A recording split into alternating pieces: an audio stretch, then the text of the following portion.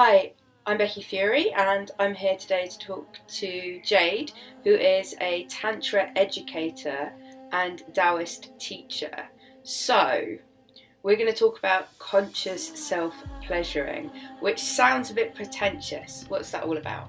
So, conscious self-pleasuring is pleasuring ourselves in ways where we're thinking about what's actually going on with our body, what's going on with our energy. So it's about exploring the different sensations in actually all parts of our body, not just our sexual areas. It could be even the arms and the legs. I mean, the breasts are very much erogenous zones, the thighs. And it's about becoming aware of our sexual energy and actually learning to work with our sexual energy. So nowadays a lot of ladies have been buying jade eggs, crystal yoni wands, crystal dildos, and they're using, actually, instead of using vibrators, they're actually using the crystals and sort of connecting with the vibrations, the natural vibrations of the crystals, with the natural vibrations of the woman and the orgasm, and learning to kind of move that energy and do things with that energy, and basically improve their sensitivity and also improve their orgasms. And at the same time, also men are starting to do this practice called edging. So edging is when you masturbate until you're quite close to an orgasm, then you stop, you pull back the energy inside. This is actually an ancient tantric and Taoist practice as well. And what you're doing is every time you come close and you build up that energy, you stop before you lose the energy in the orgasm and draw it back inside your body. You're building up the energy, and it's actually not just a pleasurable thing, which means that you end up enjoying sex more and having better orgasms, but it actually means that it's great for your health, basically, and it increases your energy levels. Okay, so it's not just a culturally appropriated New Age concept.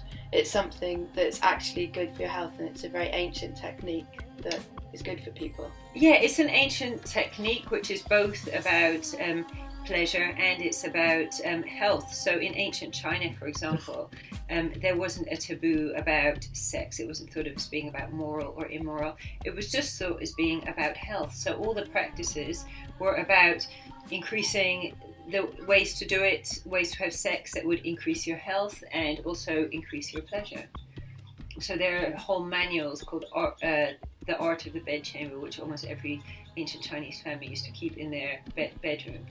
Which is a bit different to today, where people just maybe use some pornography, they masturbate, they have a release. They probably think that they're expert at self-pleasuring, conscious or not. But you're telling them that they're doing it wrong? It's not that I'm telling them they're doing it wrong. By all means, people should do what they want to do, I would say, first of all, I don't think pornography educates us about sex and our bodies in the best way, certainly not mainstream pornography. And then secondly, okay, well, if you're just masturbating and it's just a quick release of tension, imagine that your sexual energy, which is this amazing, beautiful energy, has the power to literally create a life, and it's a precious, beautiful thing. And if it just is reduced to being this kind of tension that you need to quickly get out of your body, it's sad, and I think there's so much more that we can do, and there's literally a myriad of ways that we can explore our body, that we can discover all the sensations in every part of our body. We can discover what touching in different places does. And I think if I'm going to make love to myself, I don't want to just fall into a messy bed and have a quick release of energy. I want to set up a beautiful space with nice music, incense, candles, as if I was bringing my beloved in, and I want to treat myself with lots and lots of self-love, and treat literally my sexual organ, my yoni, my vagina. I want to treat that like a palace, like it's the most precious part of my body.